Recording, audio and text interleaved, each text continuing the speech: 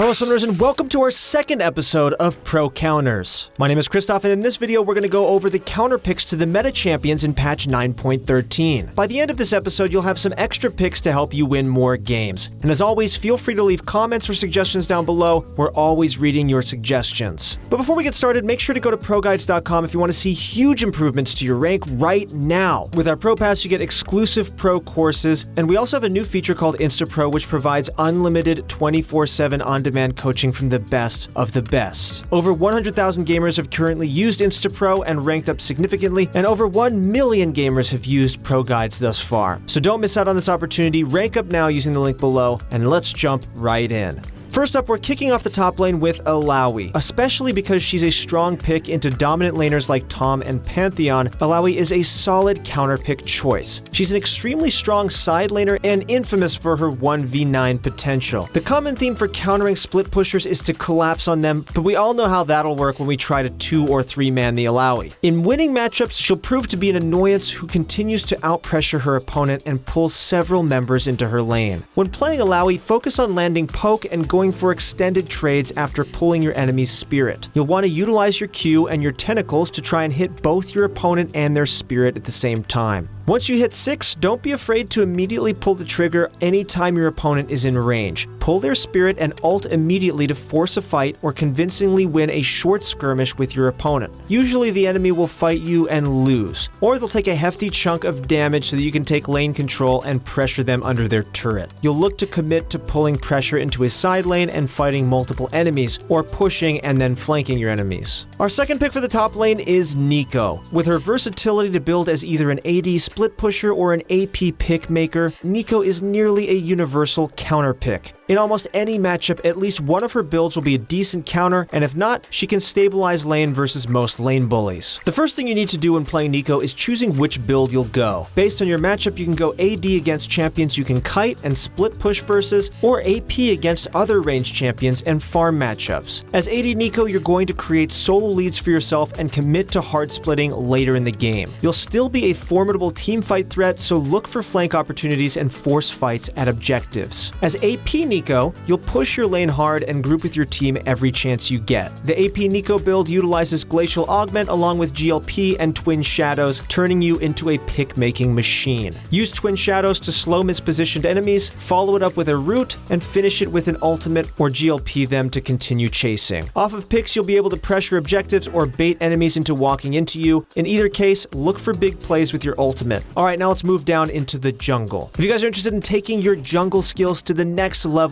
then please click the description link below where we have a ton of resources on how to increase your rank as a jungle main. Starting off with Olaf. Olaf disappeared from the meta for a while, but is now resurfacing as a counter pick to many of the strongest junglers right now. With his insane attack speed steroids and low Q cooldown, Olaf is able to outduel many skirmishing junglers like Elise or Udyr, and also take on tank junglers with his true damage from his E. The only downside is that his mid and late game can be pretty underwhelming. All he can do is run at opponents and pray he kills them. By the later parts of the game, Olaf is practically a stat check, so you'll need to utilize his early game dominance to neutralize the enemy jungler. For clears, you have a lot of options. Olaf is fast and his passive lets him clear faster the lower he gets. Going leashless will not hit your clear speed as hard as other junglers, so if your laners need to be in lane, go ahead and give them that break. Since Olaf's clear speed is insane, you'll want to clear through the jungle quickly and take a fast reset for items. If you do see gank opportunities, don't be afraid to go for them either. Even if you get counter ganked, Olaf is great at small skirmishes early on, so don't hesitate to take any opportunities you see. If you ever get the enemy jungler low, don't think twice about invading. You want small skirmishes early, so try and draw attention by fighting the enemy jungler or starting neutral objectives. Try to get early game leads and continue to snowball by invading and taking neutrals. Alright, next up is Sejuani. The thing about Sejuani is that she's not really known as an oppressive jungler. She has some favorable matchups in the jungle, but what makes her great is that she can pretty much play any matchup.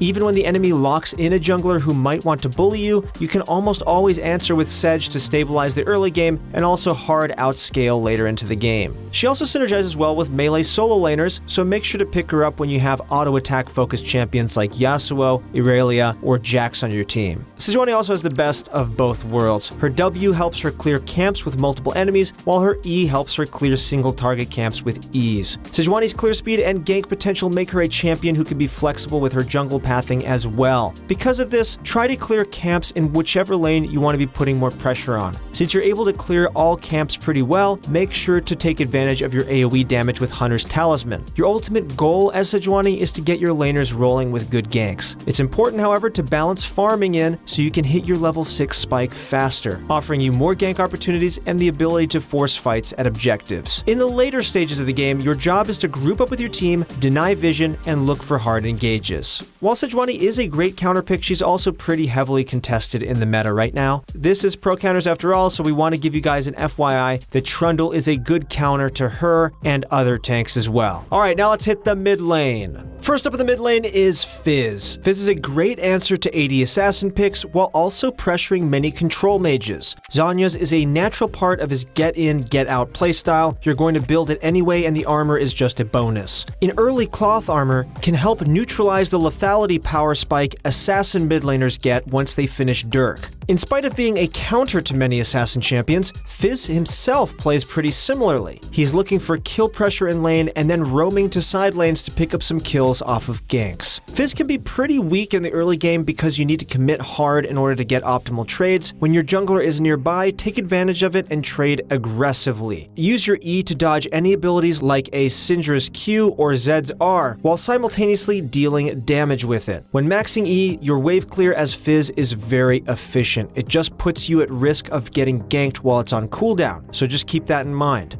Use wards or clear the wave when your jungler is nearby. When roaming, don't underestimate Fizz's potential to tower dive. His ult covers a large radius when thrown from max range, and he can also drop tower aggro with his E. Come the mid to late game, play like any other assassin. Sweep, buy pink wards, and look for good picks. Off those picks, look to force objectives or bait your opponents to walk into the fog of war and make more picks. Kassadin is our second pick for the mid lane. With his scaling and natural ability to fight against champions dealing magic damage, Kassadin is a solid pick under certain circumstances. Unfortunately, you'll give up a lot of early game pressure and wave clear by picking Kassadin, and in return you'll have late game assurance and also give your lane opponent a hard time when it comes to certain matchups. While most champions will out wave clear you, you can still out trade many AP champions and apply kill pressure after level 6. When playing Kassadin, look to scale and farm until your first base. Once you have Catalyst, you'll be able to trade more frequently because of the extra mana and sustain it provides. Your goal is to slowly whittle down your opponents until you can take lane priority or solo kill them. If your opponents are playing too safe, then great, you get free farm and win later on in the game. Towards the mid to late game, you'll look to split push and collapse on your opponents. If someone matches you, you should look to fight them 1v1 as you'll be able to win nearly any fight once you have items. While you do want to team fight, you should observe carefully to determine whether or not you want to roam from the side lane. It's important to know when to commit to split pushing instead of grouping with your teammates. Dying during a risky teamfight can potentially cost you the game, so always go for high percentage plays. Alright, so that's enough for the mid lane. Next up is the bot lane. He's back this patch. Draven is still the go-to counter pick in any matchup. Paired with an aggressive support, Draven can definitely snowball any lane in spite of what statistics might say. You can check out our latest episode if you want to learn more about him, but while we're here though, just take advantage of Draven's all-in potential. Partner up with an aggressive support and go ham in the early game. Our second pick is Varus. While not seen as the strongest marksman, some people have forgotten how much damage he can actually do. Varus's damage output ranks close to hyper carries as a result of his on-hit and attack speed steroids. At the same time, what makes Varus a great counter to many of the meta marksmen is that he has answers to all of them. He has long-range poke, strong all-in, and great setup for engages or ganks. Depending on your matchup, you'll need to play differently. In matchups where you're afraid you'll get poked out, you'll want to use your Q to instead poke your opponents every opportunity you get. Play it smart, stay healthy, and wait to level 6. At level 6, your ult gives you a bunch of kill pressure against champions like Caitlyn and Ezreal who are looking to disengage after short bursty trades. If you have jungle pressure, even better.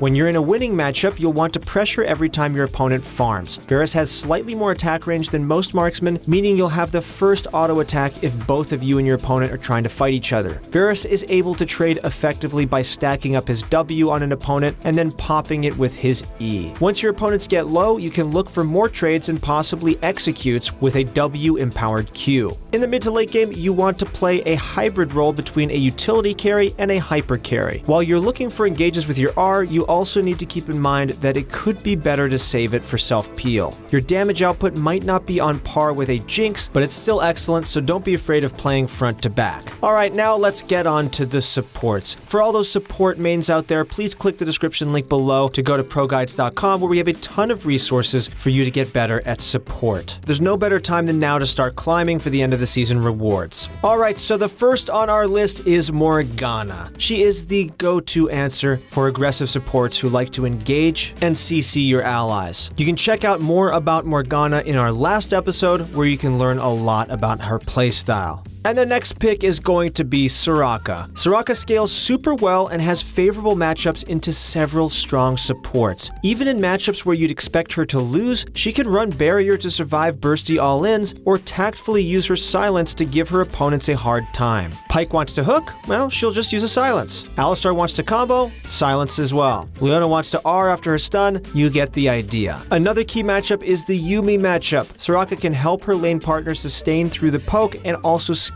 just as hard as Yuumi. During laning phase of Soraka, look to poke with your Q. You're quite strong early on because of the short cooldown on your Q, and landing it will help you heal back any damage you take in return. Your goal is to win lane by war of attrition. Any short fights your opponents take will result in you sustaining it back by either landing your Qs or healing your allies back up. In cases where you can't, it's also fine to sit back and scale. You'll play medic in the later stages of the game and provide a ton of extra sustain to carry team fights. Once you're level 6, make sure to be aware of what's happening elsewhere on the map. A clutch ult can be game-changing and potentially create a chance for topside to snowball. If you guys are interested in getting better at Soraka, we have a wonderful guide on ProGuides.com on how to master Soraka with one of Team Liquid's support players. That concludes our episode of Pro Counters. If you guys want to see more content like this, then please click subscribe to be notified of our next video. If you guys are interested in getting better at League of Legends, then please check out ProGuides.com using the description link below. That's it for this video. Thank you guys so much for watching. Good luck in your next few games, and we'll see you on the Rift.